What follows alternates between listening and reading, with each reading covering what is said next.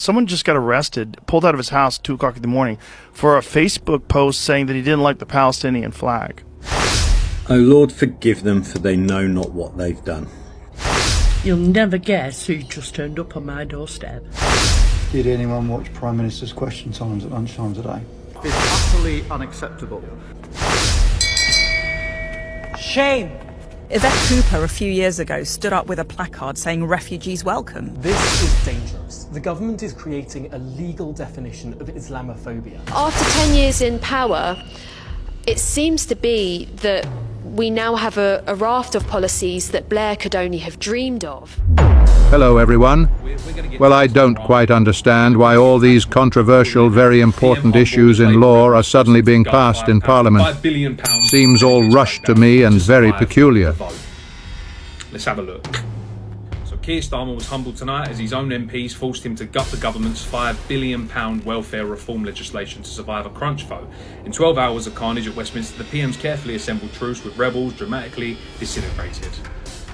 So the flip-flopping fishman Keir, facing the threat of a massive revolt, opted to make yet another major concession. Just 90 minutes before the vote, ministers pledged that changes to the disability handbook will not be finalised until after a review, meaning that the package, as it stands, will actually make the current system more expensive than before. That doesn't sound great for our pockets, does it? Keir has already agreed that the benefits curbs would only apply to new claimants. There was a mocking laughter in the chamber as Social Security Minister Stephen Timms was asked how much the proposal would save now, and merely replied that the government would set out figures in the usual way. It sounds promising, doesn't it? The thing is, Labour understands that a lot of the people that they get that vote for them rely on these kind of benefits. A lot of the people that they get that vote for them rely on these benefits, and they're not actually fucking sick. We know that for a fact, and they will just accumulate more and more people that rely on the state, because that's what Labour likes. They like it if you rely on the state and you don't actually go out and work for yourself. They want you to have to rely on them. Does that make sense? They want to, and the people that are actually out there trying to make a living, well, they can then tax you even more because they don't want you to become a millionaire. And then that money goes into the people who are abusing that whole system. Don't get me wrong though, there are people that are actually genuinely ill and do need this kind of money.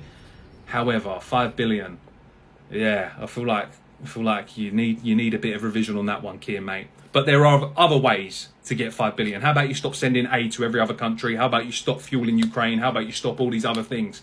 But they won't do that. They won't. It's actually insane how easily you could save money.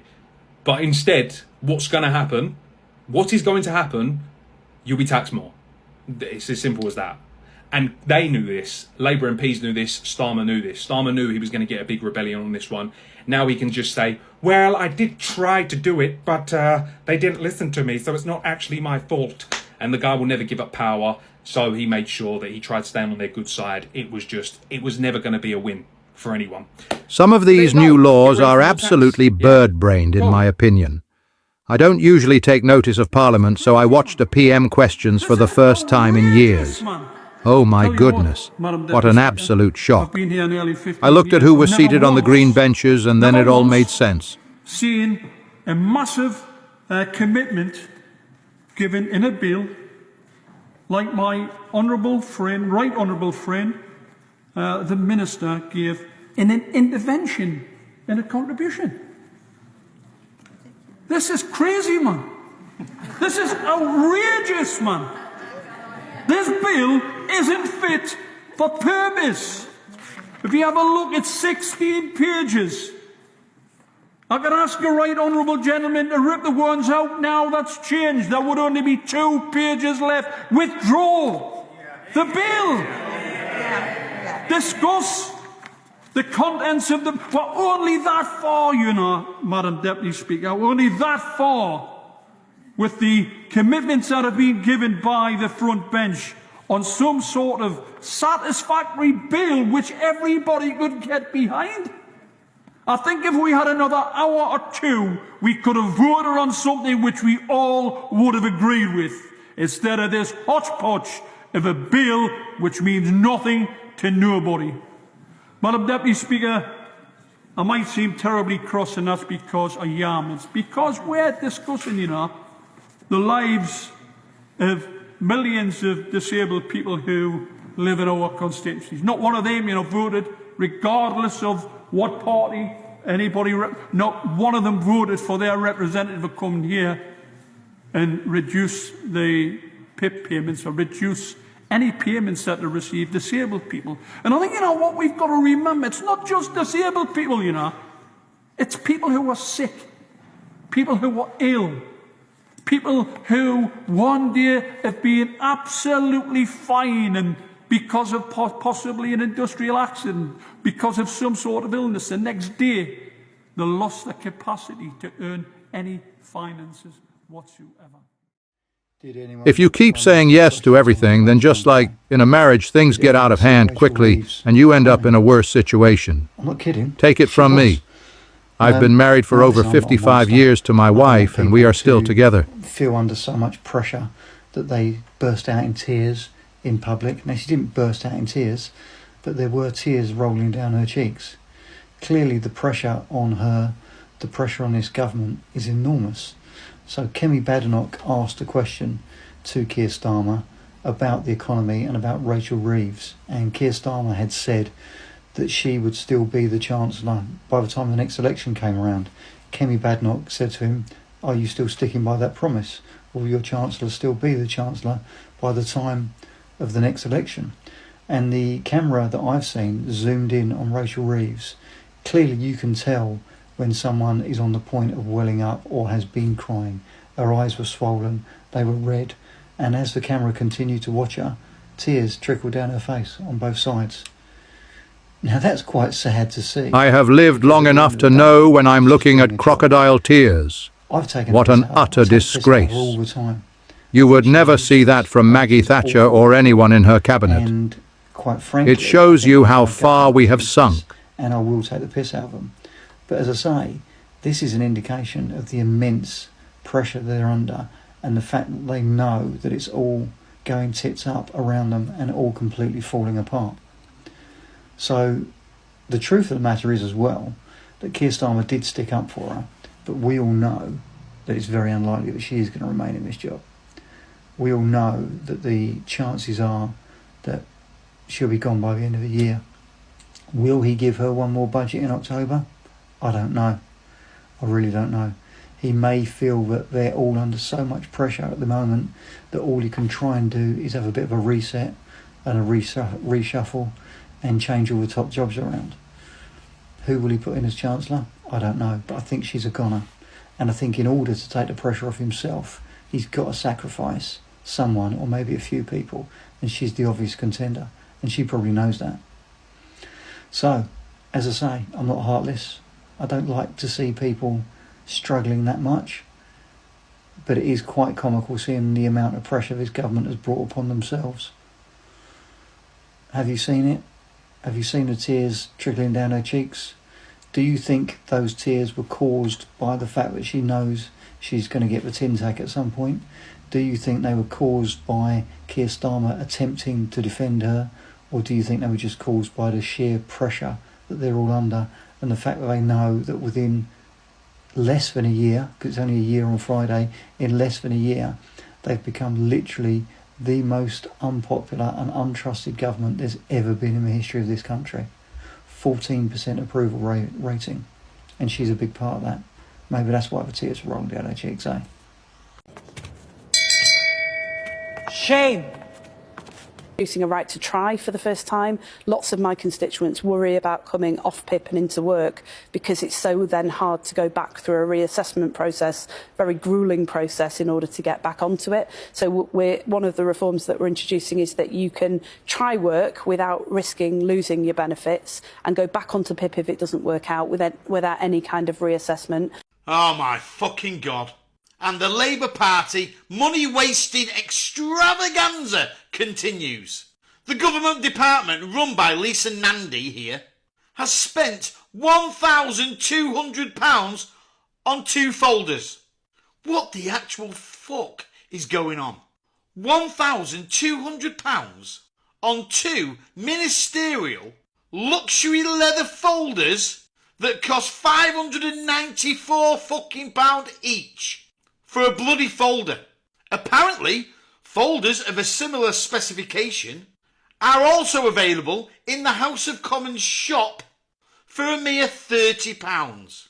But even that's chuffing ridiculous. What's wrong with going to B&M? Plastic folders there are about £3 each, and they do the exact same bloody job. Funnily enough, this news has surfaced after the amazing Rachel Reeves launched her crackdown on government waste of money. Oh really? A spokesman from Lisa Nandy's department says the purchase is justified because it enhances the image of the government and the fact that these folders will last for years. Oh my God, for £594 each, I would expect them to write the fucking documents themselves that are going to be stored in them. Seriously, this is an absolute joke. This Labour government are just taking the absolute mickey out of us, the taxpayer, now.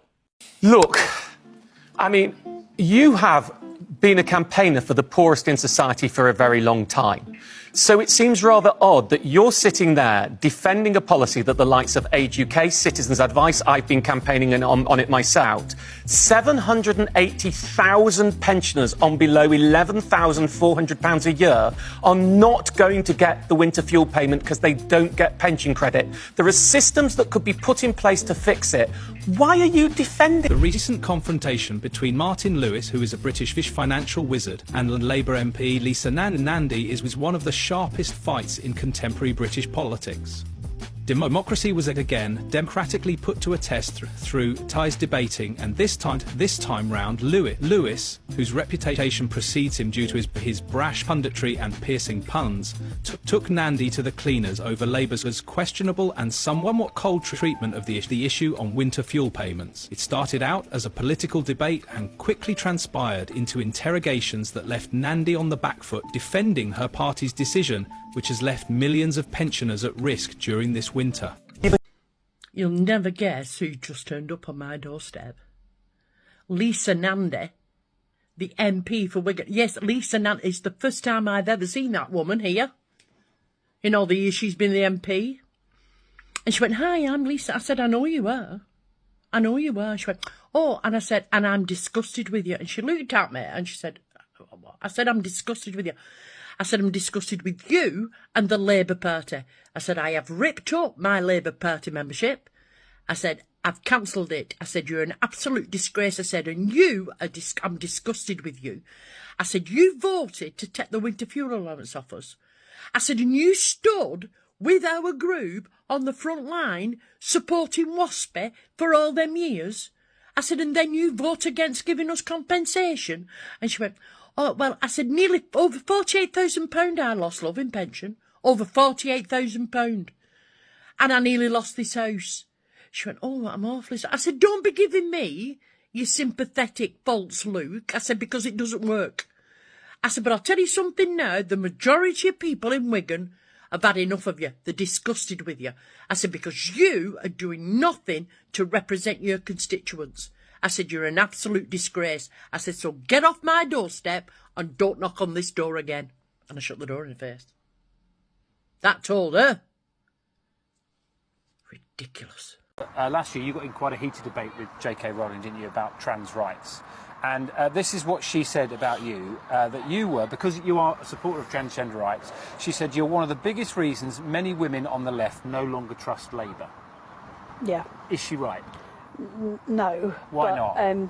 I mean, you know, you say I got into a heated debate with her. I've actually never met her. Okay. And I social media. Social media, yeah. I mean, I think there is an important debate about how we make sure that we protect women, especially at a time when progress for women is going backwards, and an important debate about how we make sure that one of the most marginalised, discriminated against groups in the country, the trans community, are better protected and better supported.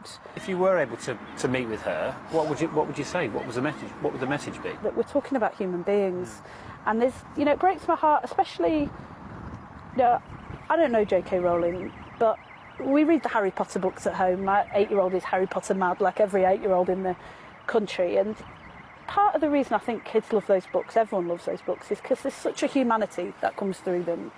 And I think we've lost a sense of humanity from this debate when we're reducing human beings to body parts. There is a legitimate argument, isn't there, about women's rights. I think lots of the people on that side of the debate come back to that example of a rapist who self-identifies as a woman going to a woman's prison. I mean, it is a really volatile debate because of issues like that, isn't it? It is. I just don't think that debate is ever well served by treating people as less than human, denying that they exist, or sending angry messages on social media. I just don't see who that... Sensible view held by the majority of the British public that women need single-sex spaces, that those spaces should be protected, and that you can protect those spaces while treating trans people with respect as well. You've accused her of being a Marxist. I mean, what are you backing that up with? Well, what I mean by that is that she's trying to centralise all the power in the state. So at the moment, academies have freedoms to be able to do what's right for their particular intake. With this new bill, we will have those freedoms taken away from us and returned to the centralised state. So that's what I mean when I call her a Marxist. If this children's wellbeing and school bills is passed, what will you be restricted in doing? So, for instance, the pupil admissions number that you have in any one school, let's say I have 120 kids. Let's say one of the local schools, not very good, also wants 120 kids, but they haven't got as many.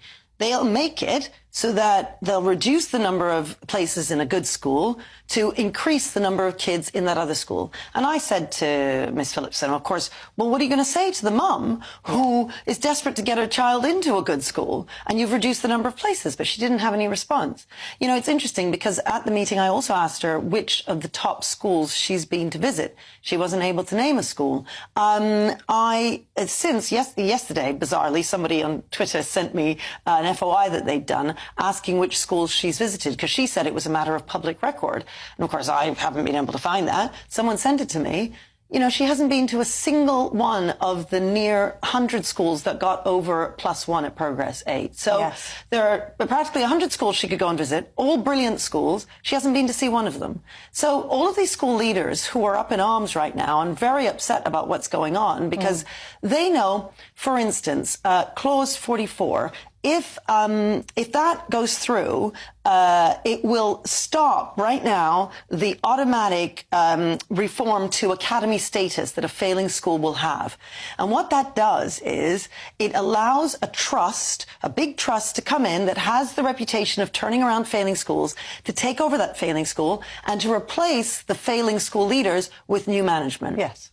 Sounds like a good idea. Yeah. This is a good idea. And it's worked beautifully because, of course, in Wales and Scotland, where they do not have the freedoms that the academies have here, they have done extremely badly in terms of the international PISA tables and the Pearls tables. We have moved up in England, so much so from 27th to 7th in maths, we're now top of the Western world in reading. So the fact is that we've done very well in England. Wales and Scotland have not done because they don't have the same freedoms. What Bridget Phillipson is going to do is remove those freedoms from the academies here to make us like Wales and Scotland, which is just crazy because we will plummet in those international league tables. Big up the bosses. It's Louise Haigh here. Listen, this is a direct message to anybody in the Us Labour's WhatsApp group who may see this. I am in a bit of a tricky situation, so I have come down to the International Investment Summit in the hopes of bumping into a representative from DP World, just so that I can apologise for the things that I said in the interview last week. Now, I let Jonathan Reynolds know that I was going to do that, and he said, great idea, and he gave me a room number to come to. It's definitely this room that I've come to, but unfortunately, I think he's got it wrong, because this is actually a cleaning cupboard, and worse, when I came in, the door shut behind me and was locked from the outside, so I'm now stuck in this cupboard. I have been yelling and yelling, and nobody can hear me. It's very loud out there, so if anybody sees this message, can you come and let me out, please? Louise Haigh, what a disaster. In my view, another shambolic politician and an utter hypocrite. Turns out that Louise has a colourful past, and I don't mean her hair. I'm talking about a criminal record after being found guilty of fraud by misrepresentation. You couldn't make it up. Whilst her conviction is now spent and people argue it was the lowest level crime, doesn't sound great, does it? Especially when you're pontificating about Boris Johnson. completely at a loss to understand how he can possibly pretend that he hasn't. His pathetic non-apology in the House of Commons today was a total slap in the face to the British public, and the only question he should now answer is when he will resign. Louise was apparently mugged and her mobile phone snatched. Only later she found it, after being given another one, and she didn't bring it to the attention of her employers, Aviva. She pled guilty to fraud with misrepresentation, something she says she regrets. Thing is, Sky News reported that two people who knew her at the time claimed that she just wanted an upgrade on her phone. This, Louise claimed, was ridiculous. She also claimed that Sir Keir Starmer knew all about it and gave her the job anyway, but it transpired that he didn't know the extent. He's hot on this, apparently. The value symbolised by the door of number 10 must be restored. The game is up. You cannot be a lawmaker and a lawbreaker. Only then can the government function again. Only then can the rot be carved out. Only then can we restore the dignity of that great office and the democracy that it represents. Yeah, which begs the question as to why he gave her the job in the first place. People say that she's achieved a lot in her 4 months, as though her achievements have been good. So let's take a look at these achievements in these last few months. This is the woman on the eve of a summit with P&O bosses who were set to attend the summit worth billions to this country. As Transport Minister, Louise said this about the company. The bosses were so annoyed they threatened not to attend the business summit. No, I've been boycotting P&O ferries for 2.5 years, and I'd encourage consumers to do the same. Bad judgment or what? She's credited with ending the strikes of rail workers. Yes, I think we could all do that if we caved into the union demands without any conditions in place. One of the first things she agreed to was an inflation-busting pay rise for the rail workers, keeping all the dodgy working practices. There were no concessions whatsoever. Anyone can do that, but I guess it's not her money. I frankly saw it as pretty irresponsible. A bit like when the banks were bailed out, when they remember that disaster and Gordon Brown sold all our gold. I mean, if you're going to stand on the plinth of integrity, castigating others, you will fall on your sword. People are saying that Keir is being ruthless, but I'm not buying this. I'm sorry, Louise, but something smells fishy. This isn't over. Someone just got arrested, pulled out of his house at 2 o'clock in the morning for a Facebook post saying that he didn't like the Palestinian flag. I mean, this is wild stuff. It's wild stuff. And thousands of arrests, not just... Have you ever seen Konstantin Kisin talking to someone about this? And he was explaining... Yeah. He was explaining, like, Russia imprisoned 400 people for posts on social media. That's crazy, right? How many do you think the UK did? And he's like, oh, I have no idea. It's like 4,000. He's like, what? Yeah. Thousands of people are getting arrested in the UK, and you're only seeing some of them. You're seeing the people that are filming it at the time who have the wherewithal to grab a cell phone. There's a lot of people that have just been by themselves that just got scooped up. Went on to say that you did not want your money going to immigrants who, quote, rape our kids and get priority, end quote. This offence is so serious that an immediate custodial sentence is unavoidable. Would you stand, please? The sentence that I pass has been reduced by 1/3 to reflect your guilty plea. The sentence is one of 20 months imprisonment. Welcome back to GBN Tonight with me, Martin Daubney. Now, the Labour-ran Rushmore Borough Council has sparked outrage by proposing a sweeping injunction that could see Christian street preachers in prison for up to 2 years if the injunction is breached. Now, over claims of causing offence or distress.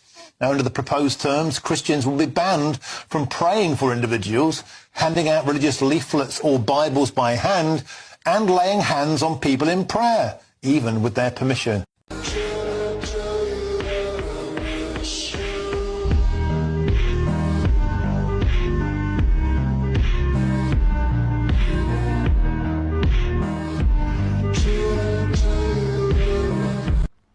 Around an hour and a half ago, British members of Parliament voted 379 to 137 to decriminalise voluntary abortion, a mother aborting her pregnancy right up until the very last moment, the moment before the child would otherwise be born. Now, I'm going to give you a personal opinion about that. I think it is evil. I think it is twisted. I think it is immoral. And I think it is downright wrong. And it scares me also that we've got 379 members of Parliament voting for this, despite only 1% of the population supporting it. And what they've voted for is, in my books, my opinion, the murder of children. If a mother has carried a baby in her womb for 9 months and has not until that very last moment made a decision as to whether she wants that child or not, and at the very last moment decides to terminate, to kill that child, then there are other issues there. And those issues need to be taken into consideration, and she should not be allowed to go ahead with it. But there's that side of it. But there's another side. What is the psychological impact on a woman who carries a baby in her womb for 9 months and then right at that last moment, in the last hours, days or weeks, decides to terminate that pregnancy? What is the impact, the psychological impact on that woman for the rest of her days? And don't tell me there isn't one, because I just simply don't believe it. What has happened today, I think, is insane. There is something terrible, something awful going on at the heart of Westminster. A small, tiny proportion of activists are now effectively going to be causing immense suffering, immense pain, psychological pain, and death. And 379 of our members of Parliament support it. You know, with everything that's been going on, with the refusal to initiate inquiries into the child grooming gangs, and the taxation, the broken promises and so on, I've got to question whether this government any longer has the legitimacy to govern, because I really don't believe that it has the support of the British people. There is an absolute vacuum of leadership. We don't need broken promises, we don't need lies, we don't need politicians who, once they've got the mandate from the people, without telling them about it, just pursue an agenda rather than the interests of the United Kingdom and the British people as a whole. We don't need rhetoric. We don't need theatre. What we need is leadership. We need politicians and leaders who are going to put the country and the people before themselves and before their parties and before their ideology. We need, in a simple word, leadership. And we don't have it. That has to change. O Lord, forgive them, for they know not what they've done. Our hope now is that the House of Lords starts strengthening this bill. The protections aren't there for the vulnerable. And what really worries me is, with this government, when are they going to start using this to reduce the burden on the NHS? This is a very, very poor piece of legislation. You can support assisted suicide in principle, but this legislation was not fit for purpose. And too many of our legislators have gone out in a popularity contest. Every one of those stories that they were talking about was emotional. It was harrowing, but that does not mean to say that this legislation is right. Not until do we get, as a nation, the palliative care to be the best it can possibly be, that we put more investment into palliative care, and that we can make sure that the fear of dying in pain is reduced to negligible levels, will you be able to make an informed choice as to whether assisted dying is right for you. And we aren't there yet. There is insufficient protections for the vulnerable, the disabled, those with mental health illnesses. This is a very, very sad day for the UK. And I oppose the assisted dying legislation that is currently being debated. My main concern is that, as a disabled person, it places a permanent question mark over your life and the pursuits that you are trying to achieve through accessing healthcare, support, medical advice, therapies, and interventions. My needs will progress over time, and as I progress through my life, I want to receive this most sufficient support available so that I can live a good quality of life as my needs progress. The danger is that if you're trying to access support or trying to access medical practitioners to support you to live, then having a permanent question about whether you should have your death facilitated by the state or have your death accelerated by the state means that you are in a very vulnerable and dangerous position. The data on how many people are in prison or are charged with specific... We have a number of different data sources that we could look at. Jess Phillips walked into the hearing with confidence, but what unfolded left MPs stunned and scrambling for clarity. In a session meant to address serious issues like violence against women and girls, Phillips delivered a confusing and drawn-out performance. At times she admitted she had no idea about key figures, deflected to other departments, and even went off on tangents that left committee members visibly frustrated. What should have been a moment for clear accountability turned into a whirlwind of half answers and unclear timelines. When asked about how many offenders are being rehabilitated through targeted courses, Phillips had no data. Pressed further about implementing urgent recommendations from high-profile reports, she insisted things are in motion, but gave no concrete deadlines or funding details. Her remarks about child protection reforms were equally vague, promising consultation by the end of the year without any clear plan. As frustration mounted, one thing was clear. Answers weren't coming anytime soon. Was this passionate leadership or political misdirection? Drop your thoughts below and don't forget to follow for more unfiltered moments from Parliament. So really interesting update today that the assisted dying bill has now been passed and will be implemented in the UK, and this marks a real milestone in terms of where we are as a country and how we deal with people that are chronically ill or just need help in the latter stages of their life. And there's going to be significant implementation in terms of those who approve the requests for assisted dying. And it's likely that this will also result in possible clinical negligence claims or claims from families that the proper systems and checks and balances were not put in place, particularly for those who suffer with stress and depression.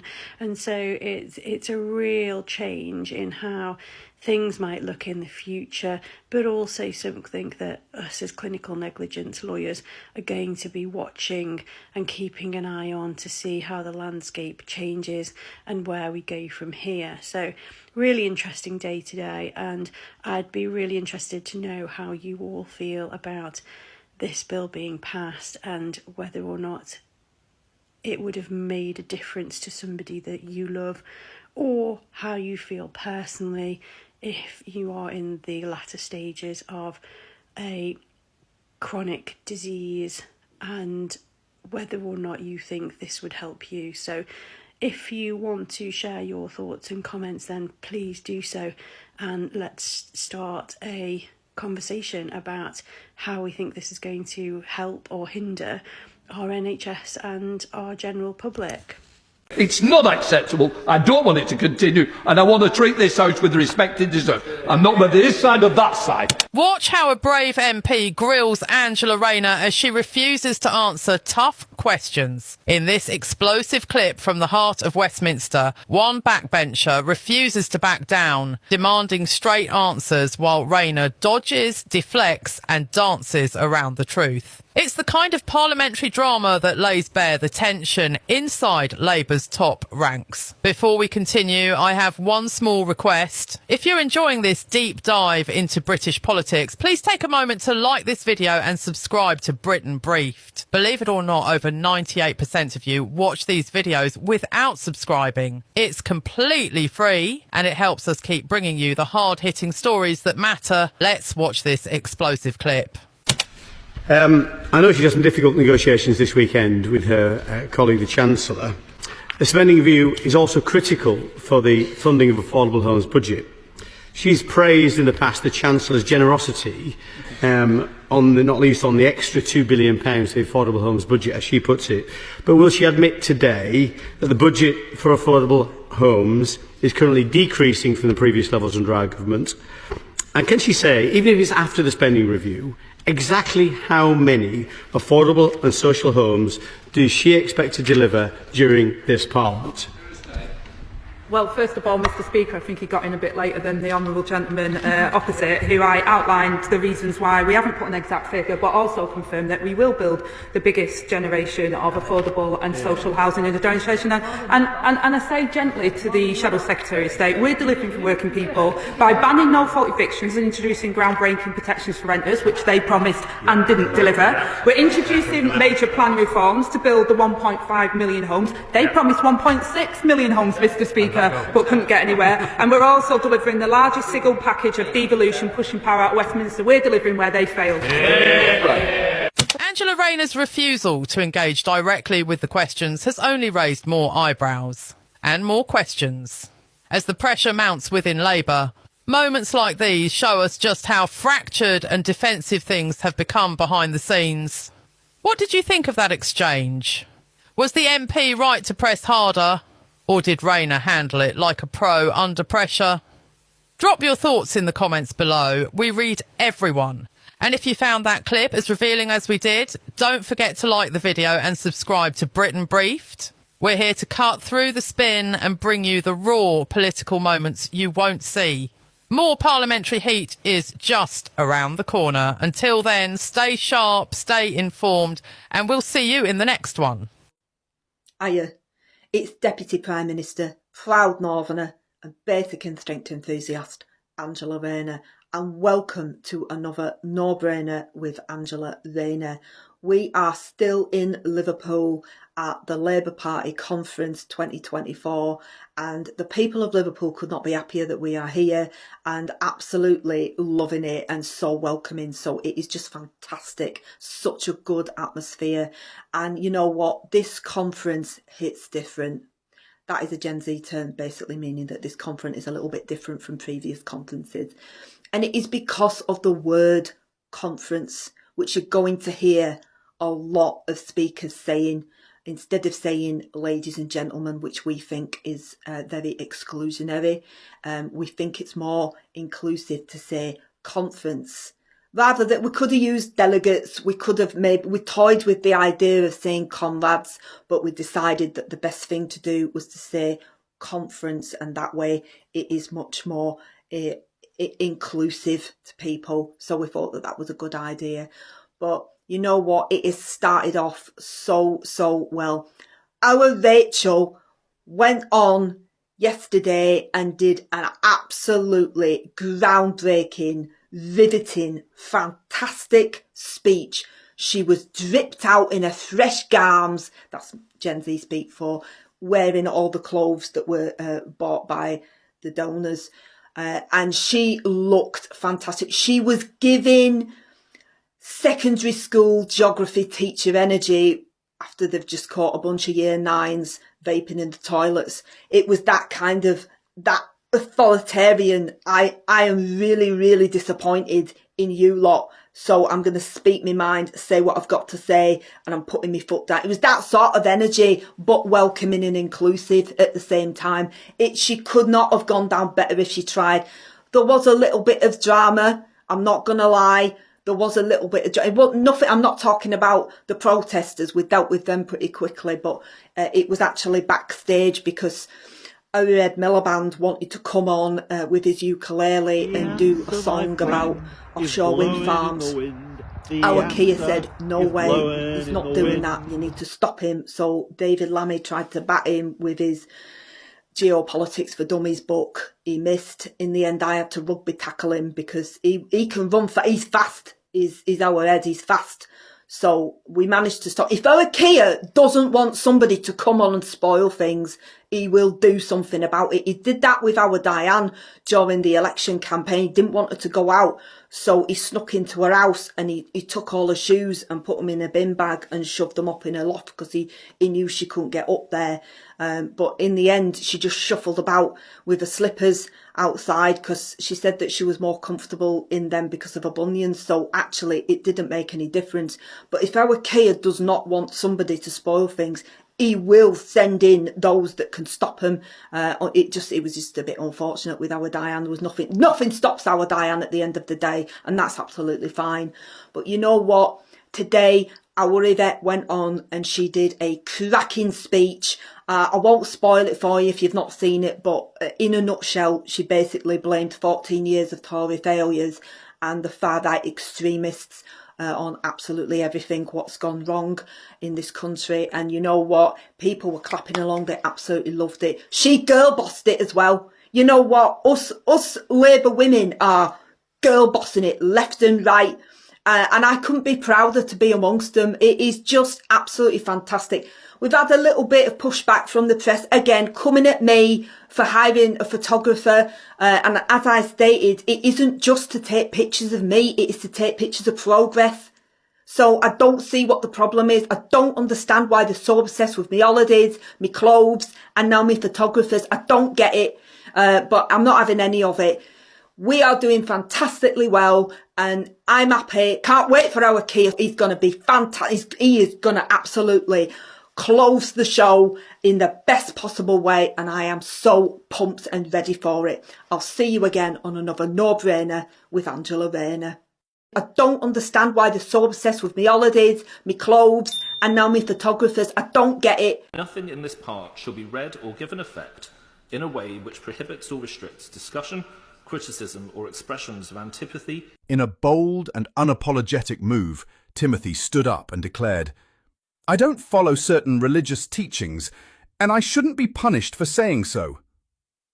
He warned that while the UK officially scrapped blasphemy laws years ago, they're quietly returning, not through Parliament, but through the backdoor misuse of public order laws. People are now being arrested and charged, he said, not for inciting violence, but for merely expressing views that some find offensive.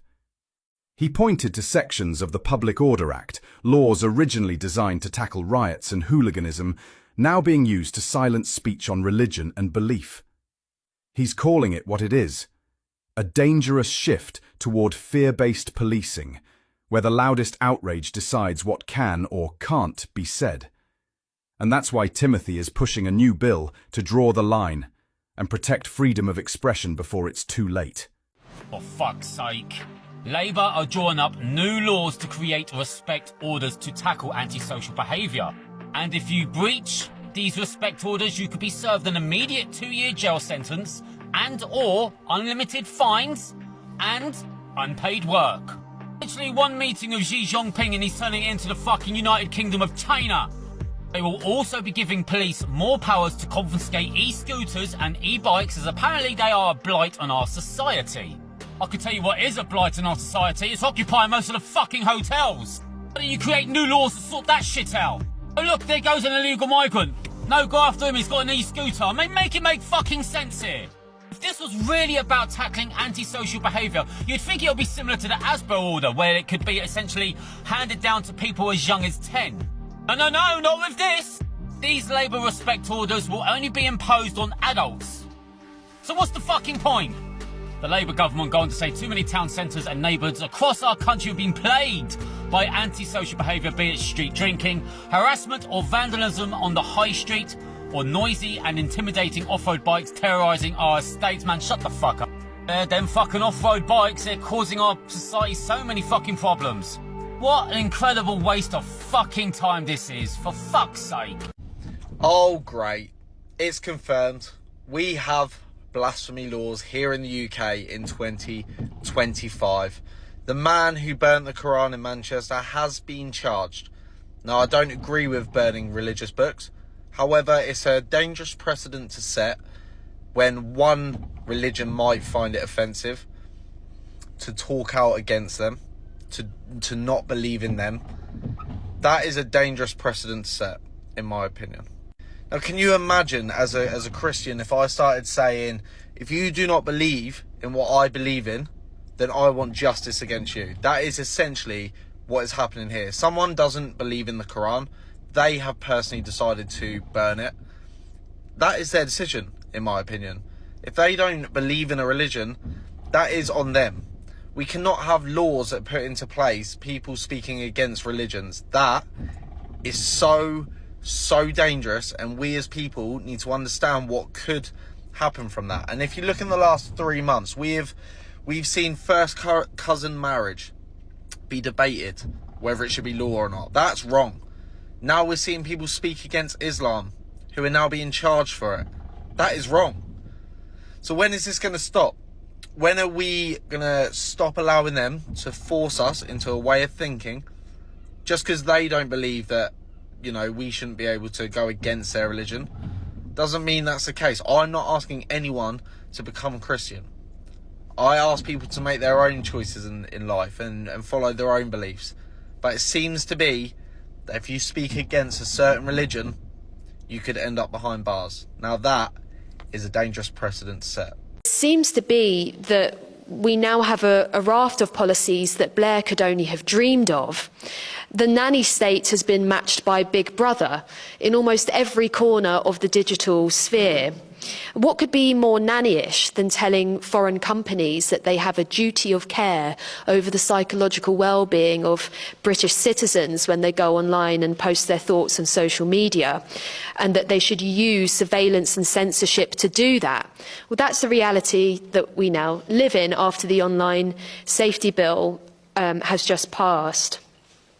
So we don't have physical ID cards, but we are looking at the development of digital ID.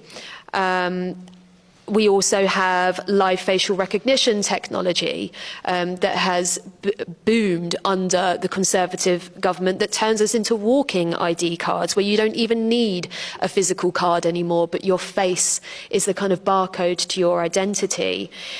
We also have, out of the blue, it seems, plans for CBDCs, central bank digital currency, that would be, of course, linked to your ID. And that's coming forward in an increasing environment of financial censorship.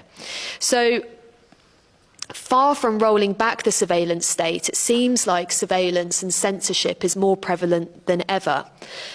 And in fact, after the Snowden revelations in 2013, far from curbing the powers that had been basically stolen by different agencies of the state, that even MPs didn't know about, that there was no democratic mandate for, we saw the introduction of the most extreme surveillance framework of any democracy in history under the Investigatory Powers Act.